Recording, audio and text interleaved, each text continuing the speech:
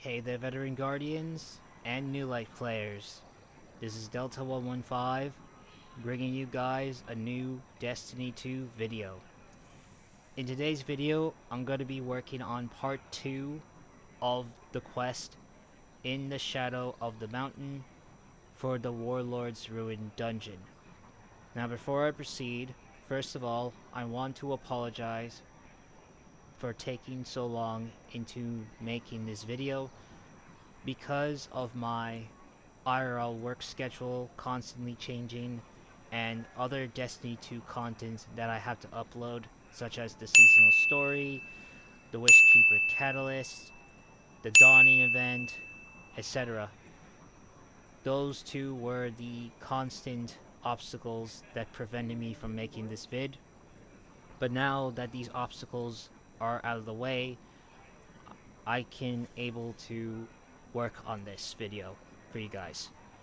And I am aware that most people have finished this quest, but for those who are new to Destiny 2 or returning players who acquired this quest, I hope this video, if you manage to find this, might be useful for you guys on certain steps that you might be stuck on. So, for those who don't recall, on part 1 of my In the Shadow of the Mountain video, it was just basically me completing the Warlord's Ruined Dungeon for the first time and acquiring the first Ahamkara bone. So for part 2, which you guys are watching right now, I'm going to be breaking down all the steps of this quest, giving you guys locations of the bones, which there are 9 in total, and last but not least, as a little treat, giving you guys some gameplay of me acquiring the catalyst for the new exotic sidearm, Buried Bloodline. That's right, while I was working on this quest in preparation for you guys, I've acquired the Buried Bloodline Exotic Sidearm on my 9th dungeon completion, which is kind of surprising, to be fairly honest. But it makes things a lot easier to explain on certain things for that exotic, such as the puzzles that you need to complete along the way.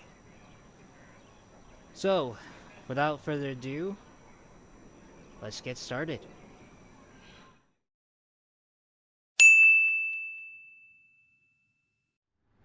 Alright, ladies and gentlemen, I'm going to be breaking down quest steps number 1 all the way to number 7. Don't worry about quest steps number 8 and 9, as I will showcase them later on. So starting with step number 1, complete the Warlord's Ruined Dungeon in the EDZ. Pretty simple, no details there. Step number 2, collect a corrupted Ahamkara bone. Again, this is easy. By the time the chest spawns at the end of the dungeon, interact with it, and you're good to go. Now quest steps number 3 all the way to number 7. Now that's when things get very interesting, because quest steps number 3, 4, 5, 6, and 7 is going to require you to pick up certain items throughout the dungeon that will help you progress this quest. Now there are 3 items. The first item is going to be Dark Ether Tinctures. The second item is going to be Blighted Wishing Glass. And the third and final item is going to be Heffin's Bones. Now let's start off with the first item. The first item is Dark Ether Tinctures.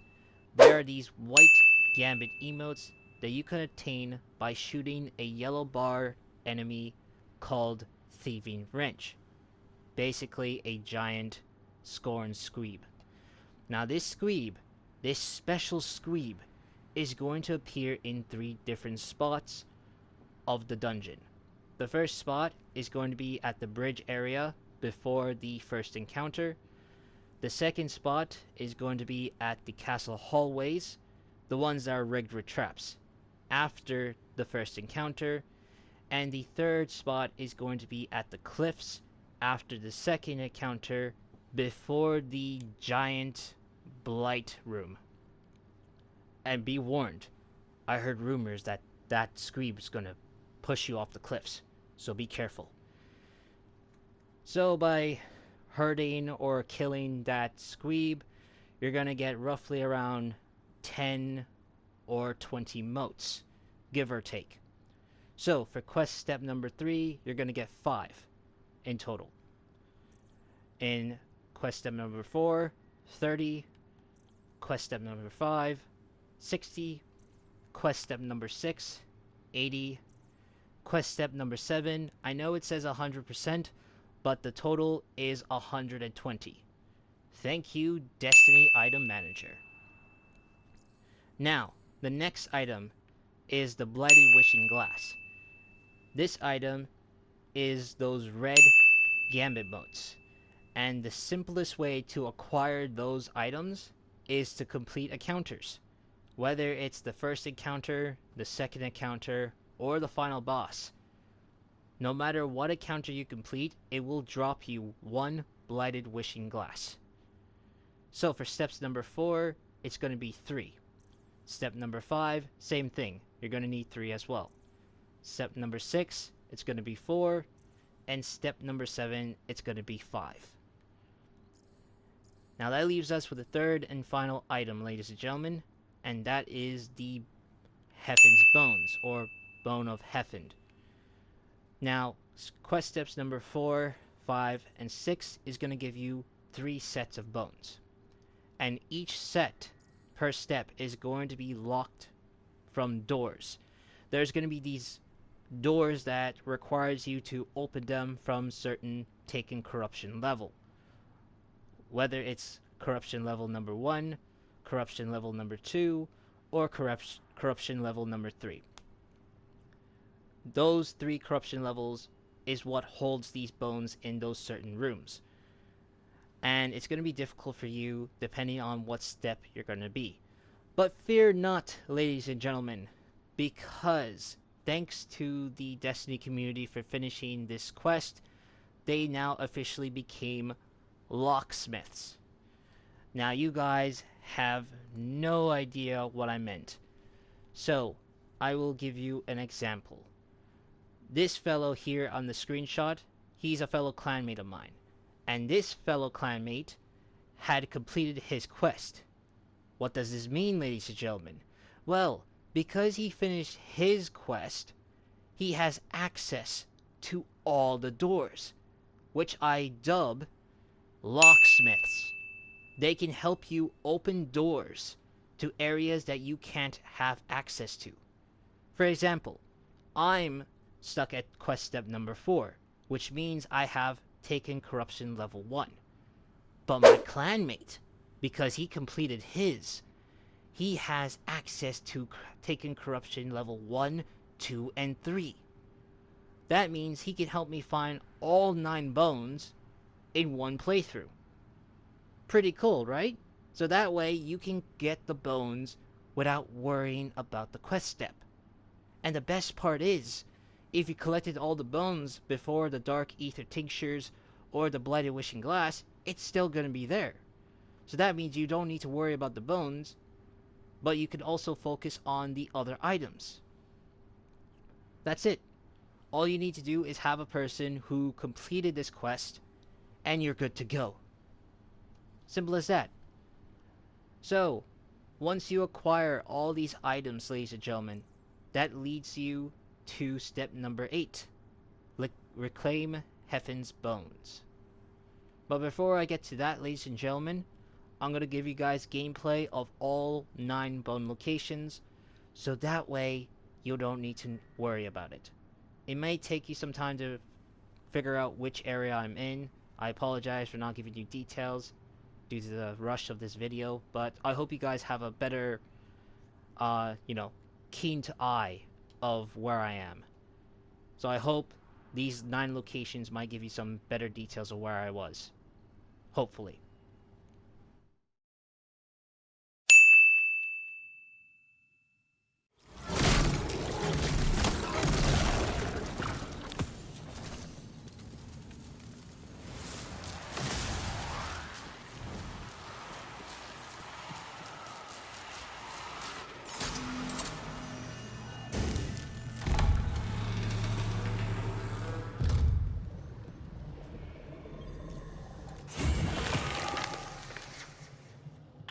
this bone all that's left? Not much of a territorial claim. Death is not the end for an Ahamkara. If it's feeding, it exists. That bone's radiating sterile neutrinos. Taken energy? Yes, like poison in the marrow. But I don't understand how.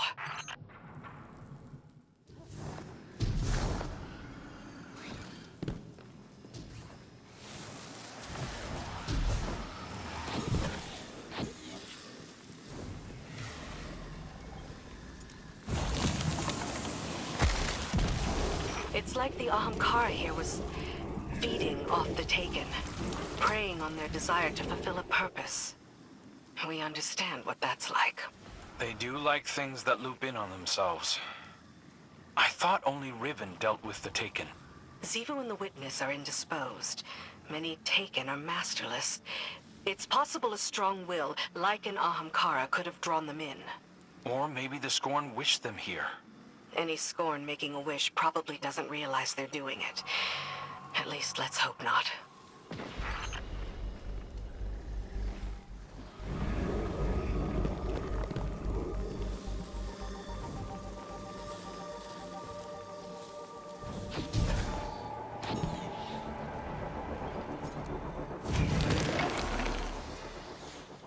You know, you sit around enough campfires with Saladin, and you hear about castles like this. There was this warlord in the Dark Age named, Don't start. Naeem. She drank with a warlord who'd felled a shape-shifting beast. He led her to the beast's lair, a castle in snowy peaks. Inside was a skull that whispered promises. I always thought Saladin was just blowing smoke. You found your people. Guardians do love their myths and stories.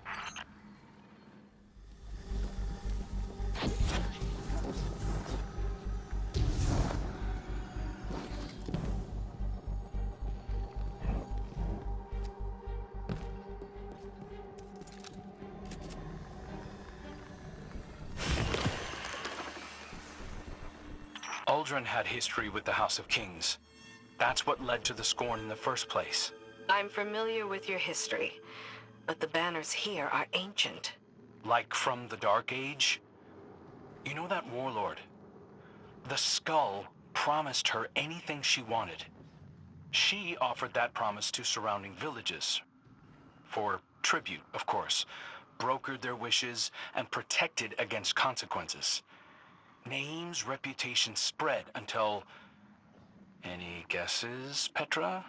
She drew attention from the House of Kings, who coveted this power.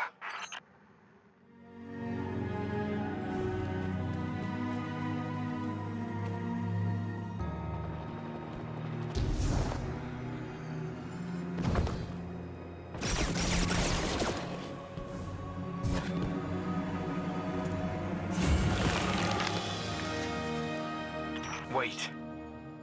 Guardian. The knights you fought are marked. Something we did with the Barons. Crow, you aren't responsible for this. These Scorn didn't come from the reef. I'm not seeing things. It's a... signature in the dark ether. Fikril has been missing from the shore for some time. You can let this go.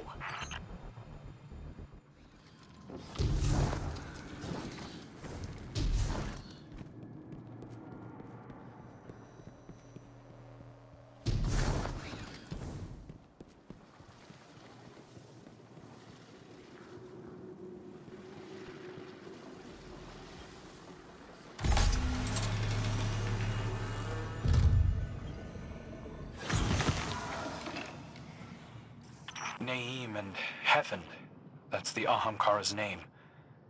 They'd become friends. Pretty tragic, actually. Saladin said their bond was like a mutual domestication. But it wasn't long before the House of Kings stormed the castle. When the Kings came, I take it Naeem didn't survive them? No. And in her final breath, she wished ruin on their house. That her vengeance follow them into the grave. Very particular wording.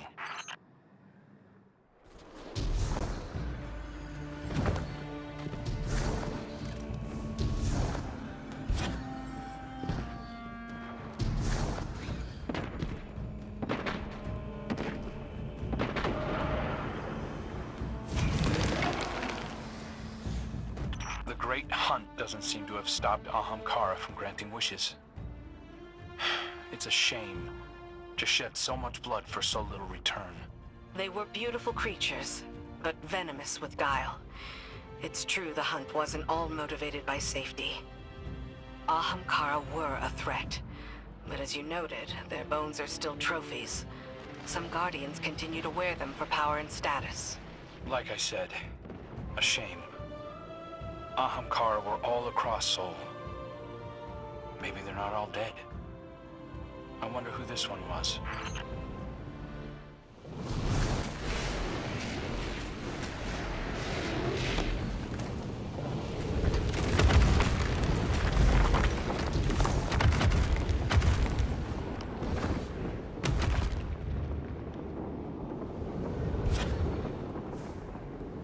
Guardian, down. This all feels personal. Aldrin links to the Kings, both linked to Fikrul. My one dangling thread. Step back from yourself. New Scorn Rising drew Fikrul's attention, King's no less. What if this was a diplomatic envoy? The witnesses' Scorn are empty flesh-made weapons, but the Scorn here appear to express a crude culture. Fikrul's followers have always been different, capable of learning.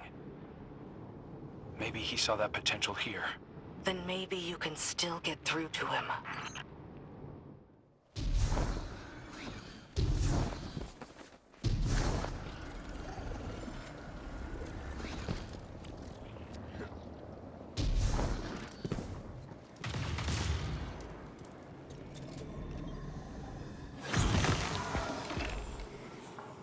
This has to be the castle from Saladin's story. The Scorn have to be kings. It's the only thing that makes sense. Heaven was buried here since the Dark Age, but the instant he could, he lured the Taken in. Poisoned himself, feeding off their ties for the darkness, their want. He found a loophole to raise the kings into scorn and enact his friend's dying wish for revenge. Holding on to that anger for what? Centuries? Just to destroy itself with taking corruption. Of course. Vengeance is an Ouroboros, and everything cyclical is doomed to destroy itself eventually.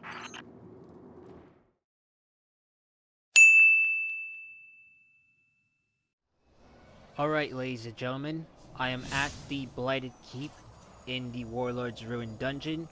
In other words, the final encounter of the dungeon. And if you're wondering why I am at a master difficulty of this dungeon, well, let's just say a fellow locksmith got me this dungeon checkpoint, so I should thank him later.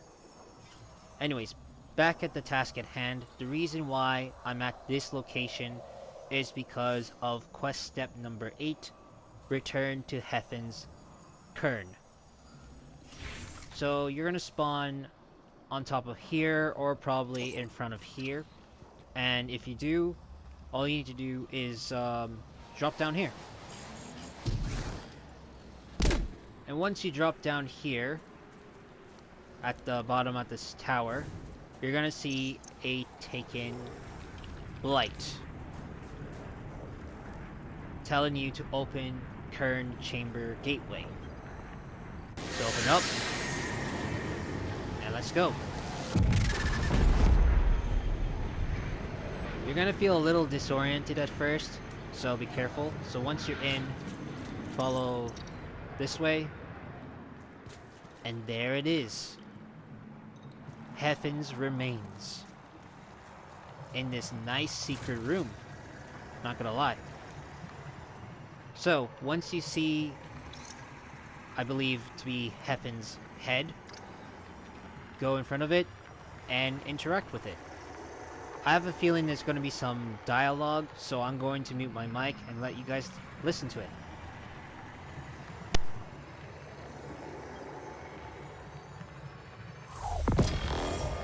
Something is different about this one. And so, the Great Hunt claims the life of another Ahamkara. You slew me 14 times, Wish Dragon. I landed a killing blow, Only once. Hardly seems fair. They say that to draw a weapon against one of your kind is to wish for victory. Even if the beast is slain, the wish is granted. The dragon wins either way. Perhaps that's why they send me on these hunts. Because I do not wish to do this. The Ahamkara are a force of nature. To blame you for an ill-conceived wish is like blaming fire for burning down a house. And yet, when a fire rages out of control, it must be extinguished. There is no joy or ambition in it. Only the knowledge that it must be done. Rest well, dragon. Let this castle be your tomb, one befitting a creature of your stature. That is the closest thing to a wish you'll get from me. Shax is the other warlord? Saladin never mentioned that? It's sweet in a way, that this is the way Heaven chose to speak to us. Well, Heaven, I'm sure the Guardian found you a worthy opponent too. We were glad to hear your story. Who wants to ask Shax about this? So once you interact and listen to Heaven's remains, our final step, which is step number 9, is to talk to Ikora Rey. So let's go do that. Welcome. Hello, Ikora. And here is her dialogue. I wonder how many other long-buried bones still hold fast to their last living desires, Ikora says as you approach. Anger can keep that fire burning for a long time. Ikora sighs. Hopefully revenge was enough. Now these scorn from House of Kings, I had assumed they belonged to the Witness or were connected to the Pyramid incursion into the EDZ months ago. I was not expecting this. Ikora's head droops as she considers the situation. I'll assign a watcher to the area to make sure they stay buried this time. Hopefully this is the last we can hear of scorn on Earth. And with that, that's the end of the quest, ladies and gentlemen.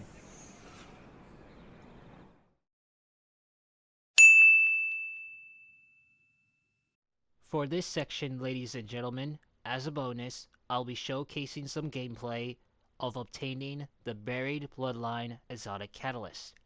Once you acquire the Exotic Sidearm, there are 3 separate puzzles followed by a secret boss fight. When you get to each puzzle spot, there'll be a blight that you can shoot to activate the puzzle. Torches will begin to light up, and corrupted totems will spawn in. The goal is to match the lit up torches to the corrupted totems in a specific pattern based on where they're positioned. Stand in the correct totems to activate before the timer of the imminent wish buff runs out. Once the timer is done, you'll get a flavor text telling you that you either pass or fail the puzzle. Keep in mind that this puzzle mechanic will also apply as a damage phase to the secret boss. So enjoy this gameplay, and I'll talk to you guys soon. It's here, yeah. Oh wait, wrong way. I'm going the wrong way.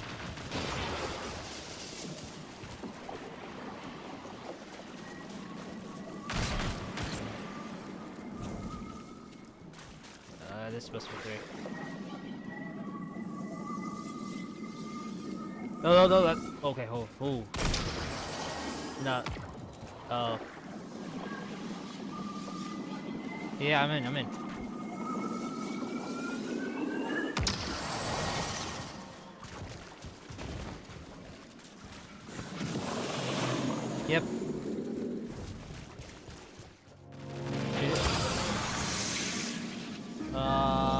this one, 2, and 3. Yeah. Oh. Oh, okay. So that's 1. Where's 3? Oh, it's this one.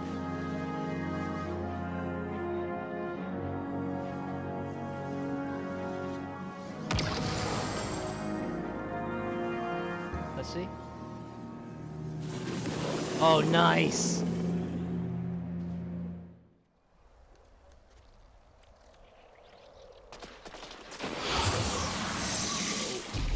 Was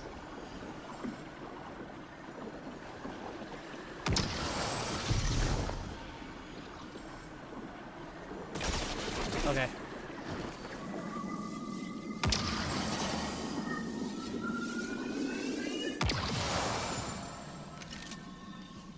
If that doesn't work, then it has to be, well, it has to work.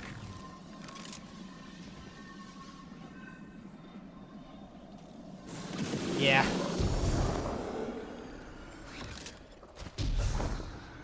Yeah, we had it backwards. Let's go. So disorienting when you enter.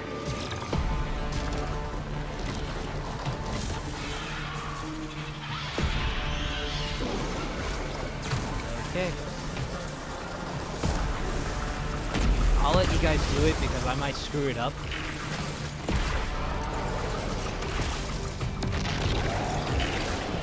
So I can get a better idea.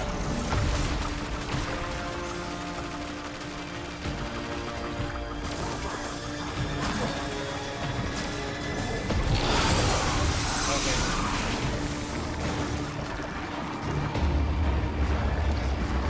What would that be?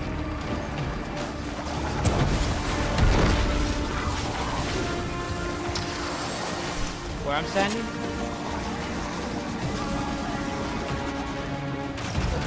Oh, that one. Oh, I was right.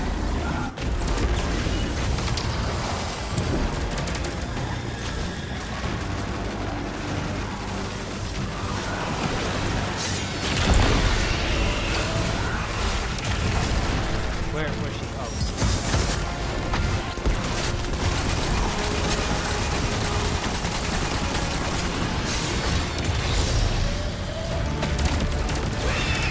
Nice.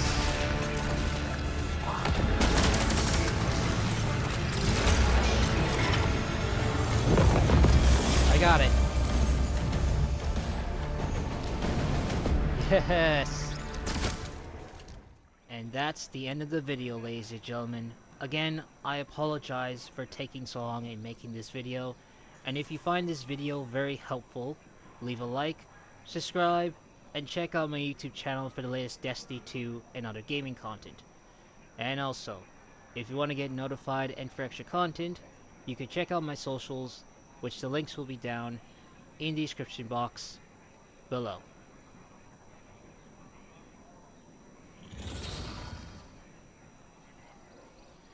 That is all, my fellow Guardians. This is Delta 115, signing out.